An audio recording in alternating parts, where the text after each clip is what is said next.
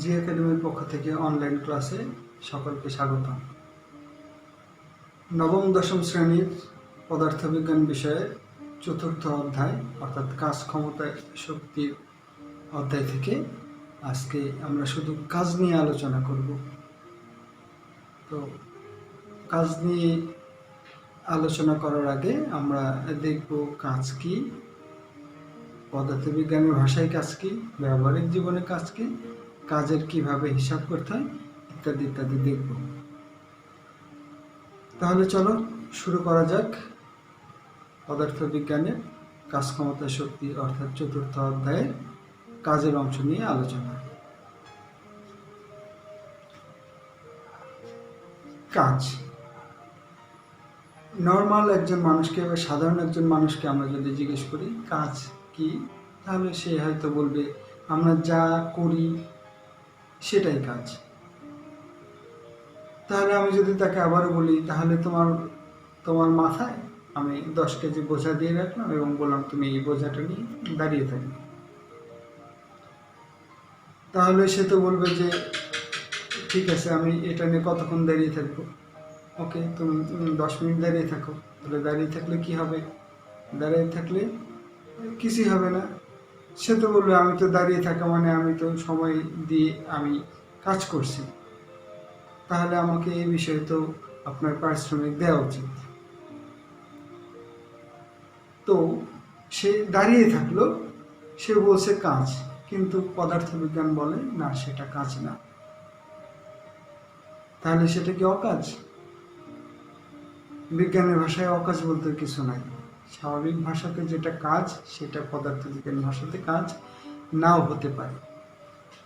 তা কাজ হওয়ার জন্য কি হবে? পদার্থবিজ্ঞানে কাজ ওটা কি বলবে, যেটা হচ্ছে বল প্রয়োগ করার পরে যদি তার কিছু সরণ হয়, অর্থাৎ তার কিছু ডিসপ্লেসমেন্ট হয়, এক জায়গা থেকে আরেক জায়গায় যায়, তাহলেই শুধু সেটা কাজ হবে। ধরো যে আমি তোমাকে ধাক্কা দিলাম, ধাক্কা দিলে তুমি যদি একটু দূরে চলে যাও ধাক্কা খেয়ে, তাহলে ধাক্কা দিয়ে মানে আমি তোমাকে একটা বল দিয়ে পুশ করলাম, তুমি একটু দূরে সরে গেলে, তাহলেই শুধু কাজ হবে। কিন্তু আমি যদি তোমাকে ধাক্কা দিই এবং তুমি যদি সেখানেই থাকো, তাহলে তোমার কোনো মুভমেন্ট হলো না, অর্থাৎ ডিসপ্লেসমেন্ট হলো না, মানে সরণ হলো না, তাহলে সেটাকে পদার্থবিজ্ঞানের ভাষায় কাজ বলা যাবে না। সুতরাং পদার্থবিজ্ঞানের ভাষায় কাজ বলতে বোঝাবে বল প্রয়োগ করার পরে যদি কিছু সরণ ঘটে, তাহলে শুধু কাজ হবে, না হলে কাজ হবে না। তাহলে বোঝা গেল কাজ হচ্ছে যদি আমি বল প্রয়োগ করি এবং বল প্রয়োগ করলে তার যদি কিছু সরণ হয়, তাহলে তাকে কাজ বলে। এটা হচ্ছে একদমই বেসিক, যে বল প্রয়োগ করলাম তার কিছু সরণ ঘটলো, তাহলেই শুধু কাজ হলো। বল প্রয়োগ করলে সরণ ঘটাকেই কাজ বলে। তার মানে বল এবং সরণ দুটোকেই লাগবে কাজ করতে হলে। এখন আমরা আগের চ্যাপ্টার থেকে দেখেছি বল এবং সরণ। আমরা বলের ক্ষেত্রে দেখেছি বল একটা ভেক্টর রাশি, সরণের ক্ষেত্রে দেখেছি সরণ একটা ভেক্টর রাশি। আশা করি তোমরা ভেক্টর কি সেটা তোমরা জানো, যে ভেক্টর হচ্ছে ওই রাশি যে রাশিকে পরিমাপ করতে গেলে তার একটা মানের সঙ্গে দিকও লাগে। সেক্ষেত্রে দেখা যাচ্ছে আমার বল একটা ভেক্টর রাশি এবং সরণ একটা ভেক্টর রাশি। তা আমরা ভেক্টরের গুণন থেকে আমরা জানি ভেক্টরের গুণন দুই ধরনের, একটা হচ্ছে ডট গুণন আর একটা হচ্ছে ক্রস গুণন। ডট গুণনের ফলে যে ফলাফলটা তৈরি হয় সেটা একটা স্কেলার রাশি হয়, আর ক্রস গুণনের ফলে যে ফলাফল পাওয়া যায় সেটা একটা ভেক্টর রাশি হয়। তাহলে এখানে আমার ভেক্টর রাশি হচ্ছে বল এবং সরণ, দুটোই ভেক্টর রাশি। কিন্তু কাজ এমন একটা রাশি যেই রাশিকে শুধুমাত্র আমি মান দিয়ে অর্থাৎ পরিমাণ দিয়েই প্রকাশ করতে পারবো। এর জন্য কাজ প্রকাশ করার জন্য কোনো দিকের দরকার নাই। অর্থাৎ কাজ এমন একটা রাশি যে রাশিটা পরিমাপের জন্য কোনো দিকের দরকার নেই। সেক্ষেত্রে আমরা বলতে পারি কাজ একটা স্কেলার রাশি। তো দুইটা ভেক্টরের গুণনের ফলে একটা স্কেলার রাশি হয়ে গেল, তার মানে এইটা হচ্ছে একটা ডট ঘটনা। যাই হোক, আমরা ভেক্টরের অংশ গিয়ে আরো ডিটেলভাবে পড়ে নেব। এখন যেহেতু এটার একটা দিক আছে, সেহেতু আমাকে কাজের সংজ্ঞা যদি আমি আসতে চাই তাহলে একটু ওই বিষয়টাকে মাথায় রাখতে হবে। তো আমরা এখন নর্মালি যে কাজের বিষয় জানা, অর্থাৎ কাজকে যদি ওয়ার্ক, তার মানে work for W for work, work যদি আমি বলতে চাই তাহলে ওয়ার্ক বলতে গেলে কি লাগবে, একটা ফোর্স লাগবে, অর্থাৎ একটা বল লাগবে, আর একটা ডিসপ্লেসমেন্ট বা সরণ লাগবে। সরণকে যদি আমি এস দিয়ে বলি, এস দিয়ে প্রকাশ করি, তাহলে আমি বলতে পারবো যে বল এবং সরণের গুণফল হচ্ছে আমাদের কাজ। এখন যেহেতু এটা একটা ভেক্টর, এটাও একটা ভেক্টর, তার মানে দুটা দিক আছে, তাহলে সেখানে আমরা বলতে পারবো বল প্রয়োগের দিকে যদি সরণ ঘটে, বল যেদিকে প্রয়োগ করা হয় সেদিকে যদি সরণ ঘটে, তাহলে সেটা কাজ হচ্ছে। এখন আমি যদি দেখি, যেহেতু দুটা ভেক্টর রাশি ডট গুণনের কিছু নিয়ম আছে, এটা তুমি ভেক্টর চ্যাপ্টার থেকে জানতে পারবে, অথবা ভেক্টরের ক্লাসে আমি তোমাদেরকে জানাবো কিভাবে ডট গুণন করা হয়। ডট গুণন করার জন্য একটা স্কেলার রাশি যখন হয়ে যায়, তখন এই ডট গুণন থেকে লিখতে হয় এফ এস কস থিটা। অর্থাৎ আমি যদি একটা বল প্রয়োগ করি, বল প্রয়োগ করে যদি সরণের ডিসপ্লেসমেন্টটা কোনো একটা কোণে হয়, তাহলে সেটা আমরা বলতে পারবো সেটাই হচ্ছে আমার কাজ। অর্থাৎ আমি বললাম এটা একটা স্টোন, এটাকে আমি যদি একটা ফোর্স দিলাম, এটা একটা সরণ ঘটল, ধরলাম যে এটা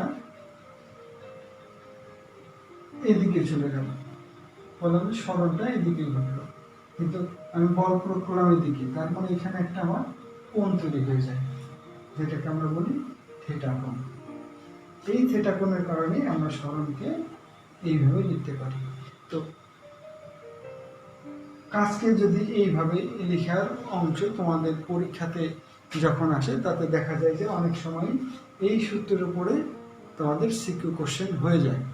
যদিও তোমাদের এই বইতে এই বিষয়ে তেমন কিছু লেখা নাই, তারপরে আমি তোমাদের, যেহেতু কোশ্চেন বিগত সালের কোশ্চেনগুলো দেখার পরে দেখা গেছে যে এই ধরনের কোশ্চেনও অনেক সময় পরীক্ষাতে দিয়ে দিয়েছে, এই জন্যই তোমাদের সঙ্গে এইটুকু আলোচনা। এইটুকু যদি খুব বেশি পরিমাণ বুঝতে হয় তাহলে আমাকে কমেন্ট করে জানাবে, আমি ডিটেইল তোমাদেরকে এই বিষয়টা বোঝানোর চেষ্টা করব। তবে নবম দশম শ্রেণীর স্টুডেন্ট হিসাবে এর চেয়ে বেশি বোঝার দরকার নাই। আর যদিও এইটা নবম দশম শ্রেণীর বোঝার মতন জ্ঞান না, এটা আরেকটু আপার লেভেলের স্টুডেন্টদের জ্ঞান। অর্থাৎ তোমরা যখন এইচএসসিতে পড়বে, একাদশ দ্বাদশ শ্রেণীতে পড়বে, তখন এই বিষয়টা আরও ভালো বুঝতে পারবে।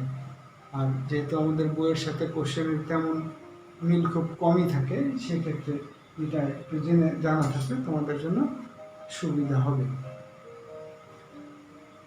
তাহলে আমরা দেখলাম যে বল প্রয়োগের দিকে যে সরণ ঘটবে, সেই সরণটা যদি হয় তাহলে শুধু সেখানে কাজ হবে। এখন আমরা যদি দেখি এই কাজের আসলে একক কি, কাজের একক বের করার আগে আমরা যদি এই মাত্রা বের করতে চাই, তাহলে আমরা কিভাবে দাঁড়াই, আমি সেই মাত্রাটা একটু দেখে নিই। নিশ্চয়ই তোমরা মাত্রা বের করা জানো। মাত্রা এখানে হচ্ছে বল আমরা জানি নিউটনের সেই দ্বিতীয় সূত্র থেকে F = ma, তার মানে am a, আর s হচ্ছে সরণ বা ডিসপ্লেসমেন্ট। তাহলে m হলো এটা, m হচ্ছে ভর, আর এ হচ্ছে ত্বরণ, এটা হচ্ছে সরণ। তাহলে ভর, ত্বরণ মানে কি? ত্বরণ মানে বেগের পরিবর্তনের হার, তার মানে বেগ বাই সময়, বেগ বাই সময়, আর হলো সরণ। তারপরে আবার ভরের কোনো চেঞ্জ হয় না, তাহলে বেগকে আমরা কি জানি, বেগকে জানি হচ্ছে সরণ বাই সময়, তাহলে সরণ বাই হচ্ছে সময়, আবার এখানে থাকছে সময়, আর এখানে হলো সরণ। সরণ, তাহলে সরণকে আমরা মাত্রাতে প্রকাশ করি হচ্ছে দৈর্ঘ্যের মাত্রা দিয়ে। ভরের মাত্রা হচ্ছে এম, এম ফর ম্যাস, সরণ হচ্ছে এল, তাহলে এখানে কয়টা সরণ, দুইটা সরণ, আর নিচে হলো সময় কোনটা, সময়কে আমরা টি দিয়ে টাইম, দুইটা টাইম, তাহলে কি দাঁড়ালো M L square T inverse 2। তাহলে এটাই হচ্ছে আমাদের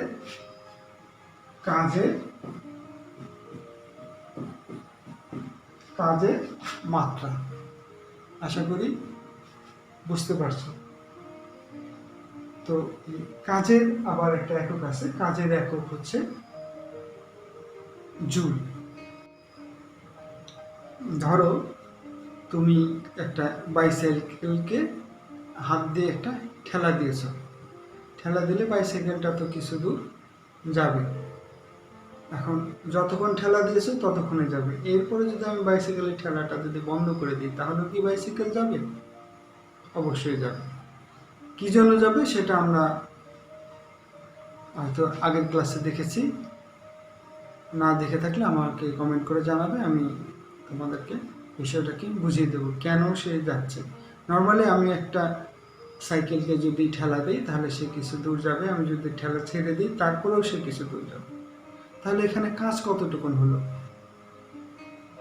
এখানে কাজ হলো, তুমি যেহেতু কাজের সংজ্ঞায় আছে যে বল প্রয়োগ করতে হবে এবং বল প্রয়োগ করলে যদি তার সরণ হয় তাহলে সেটা হবে কাজ। তার মানে আমি যতক্ষণ বল প্রয়োগ করে সাইকেলটাকে ঠেলে দিলাম ততক্ষণে যতটুকুন সরণ হলো এইটুকুনি হচ্ছে কাজ। তারপরে আমি বল ছেড়ে দিলাম কিন্তু এরপরেও সাইকেলটা আরও কিছু দূর এগিয়ে গেল, যতটুকুন আমি বল ছাড়ার পরে যতটুকুনি এগিয়ে গেল ততটুকুনি তার সরণ হলো কিন্তু কোনো কাজ হলো না। আশা করি বুঝতে পেরেছ বিষয়টা, যে কাজ কি এবং কতটুকুন কাজ না। এখন আমরা একটা উদাহরণের মধ্যে যাই।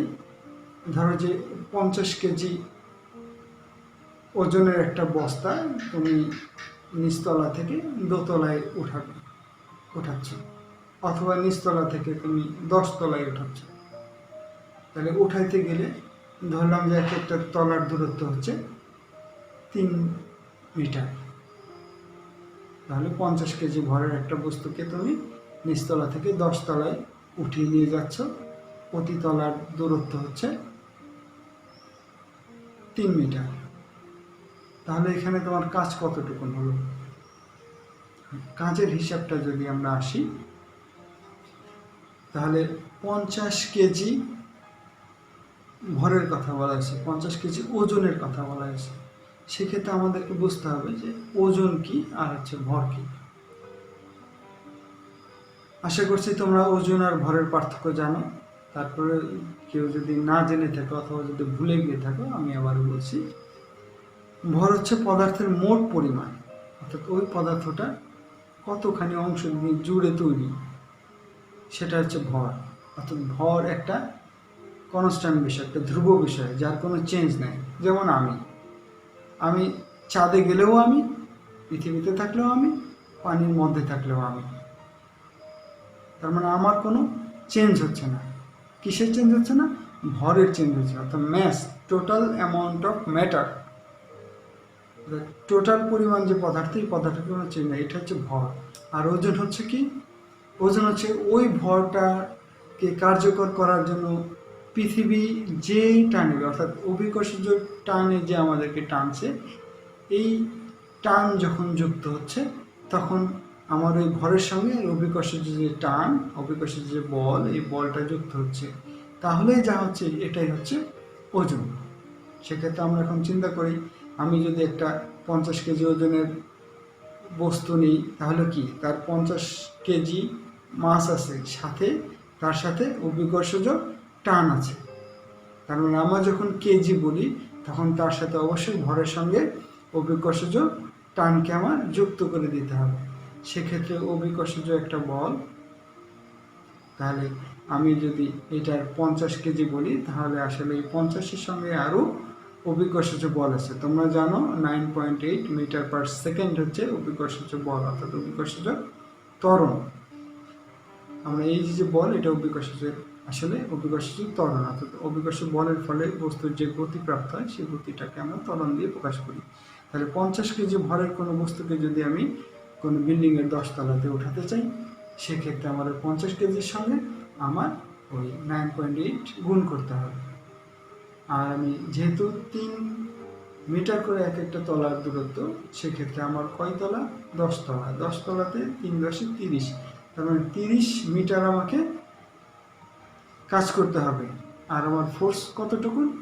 ওয়েট হচ্ছে 50 কেজি। 50 কেজির সঙ্গে 9.8 গুণ করতে হবে। তাহলে আমরা কাজের সূত্র থেকে আমরা জানি W সমান F S।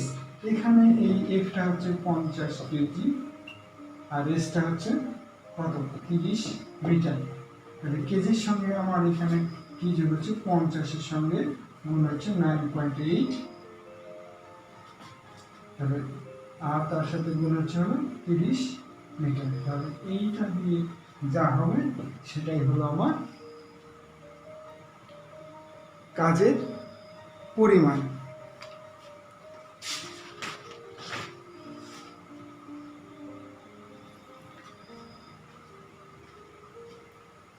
তো 50 কেজি ছিল, তার সঙ্গে 9.8 গুণ করেছি। এই 9.8 গুণ করলে যা হলো এটাকে বলা হচ্ছে নিউটন। নিউটন একক, অর্থাৎ ইউনিটটা হচ্ছে নিউটন নয়। অর্থাৎ 50 আর 9.8 যদি গুণ করে যা হয় সেটা হচ্ছে আমার নিউটন একক। অর্থাৎ ভরের সঙ্গে অভিকর্ষ ত্বরণ গুণ করলে যে একক তৈরি হয় সেই এককটাকে বলা হচ্ছে নিউটন। তাহলে আমরা এটাকে ক্যালকুলেশন করলে দেখা যায় এই 50 9.8, এটা মেবি 4 10 500 থেকে 0.22 করে হলে 490, মানে 490 নিউটন হয়। আর তার সাথে হচ্ছে 30 মিটার হয়। তাহলে এই সব যদি আমি গুণ করি তাহলে হয় হচ্ছে 14,700 জুল। অর্থাৎ এই যে জুল হচ্ছে কাজের একক, জুল কাজের একক।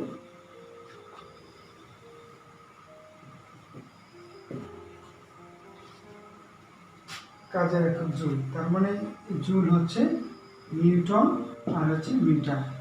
নিউটন আর মিটার যদি একত্র করি তাহলে সেটা হয়ে যায় জুল। এখন এই কাজের মধ্যে আরেকটা কাজ আছে যেটাকে বলি আমরা হচ্ছে নেগেটিভ কাজ বা ঋণাত্মক কাজ। অ্যাকচুয়ালি ঋণাত্মক কাজ কি? কাজ থাকলে তার একটা অকাজ থাকে, অকাজ না হলে কাজ। আসলে অকাজ কাজ এটা হচ্ছে সাধারণ মানুষের কাজ, পদার্থবিদদের কাজ বা পদার্থ বিজ্ঞানের কাজ আছে, কিন্তু অকাজ নেই। কিন্তু এর একটা নেগেটিভ কাজ আছে। অর্থাৎ আমি বল প্রয়োগ করলাম একদিকে, আমার সরণ যদি তার বিপরীত দিকে হয়, আমি বল প্রয়োগ করলাম এইদিকে, আমার এইটা সরণ যদি এইদিকে, বল দিলাম এদিকে, সরণ হলো এইদিকে, তাহলে এটা আমার হচ্ছে পজিটিভ কাজ বা ধনাত্মক কাজ, পজিটিভ কাজ। কিন্তু আমি বল প্রয়োগ করলাম যেদিকে, কাজ সরণ যদি আলাদা দিকে হয়, অর্থাৎ সরণ যদি এদিকে হয় বল প্রয়োগের দিকে সরণ যদি উল্টা দিকে হয় তাহলে পরে যে কাজ হবে সেটা হচ্ছে ঋণাত্মক কাজ। ঋণাত্মক কাজকে আমরা যদি এমন লিখি ডাব্লিউ সমান সমান এফ, সরণটা হচ্ছে মাইনাস, এই মাইনাস মানে হচ্ছে বিয়োগ না, এটা যে বোঝাচ্ছে কাজটা বলের বিপরীতে সরণ হচ্ছে। এই বলের বিপরীতে যদি সরণ হয় তাহলে সেটাকে বলা হচ্ছে ঋণাত্মক কাজ বা নেগেটিভ কাজ। এই হচ্ছে নবম দশম শ্রেণীর চতুর্থ অধ্যায়ের কাজ ক্ষমতা শক্তি কাজের অংশ নিয়ে আলোচনা। তো কাজের অংশ নিয়ে সিকিউ কোশ্চেন খুব বেশি হয় না। তো এই চ্যাপ্টারটাকে অধ্যায়টাকে বোঝার জন্য কাজের সম্যক ধারণা থাকাটা জরুরি। আশা করছি আজকের আলোচনা থেকে তোমরা কাজ কি করলে কাজ হয়, কাজ কিভাবে হিসাব করতে হয় এটা তুমি সুন্দর মতন বুঝতে পেরেছো। এছাড়াও যদি তোমার কোনো জানার আরও বেশি জানতে চাও তাহলে আমাকে কমেন্ট করে আমাকে কোশ্চেন করবে, আমি তোমাদের কোশ্চেনের আনসার দেওয়ার চেষ্টা করব। ধৈর্য ধরে এতক্ষণ ক্লাসটা দেখার জন্য তোমাদেরকে ধন্যবাদ। ভিডিওটা ভালো লাগলে বন্ধুদের সঙ্গে শেয়ার করবে যেন তারা এই ক্লাসটা থেকে উপকৃত হতে পারে, আর চ্যানেলটাকে সাবস্ক্রাইব করে দাও যদি তোমরা এখনও সাবস্ক্রাইব করে না থাকো, আর পাশে থাকা বেল বাটনটা অন করে দিবে যাতে পরবর্তী ক্লাসের নোটিফিকেশন তুমি সহজেই পেতে পারো। ভালো থাকো, সুস্থ থাকো। ধন্যবাদ সকলকে।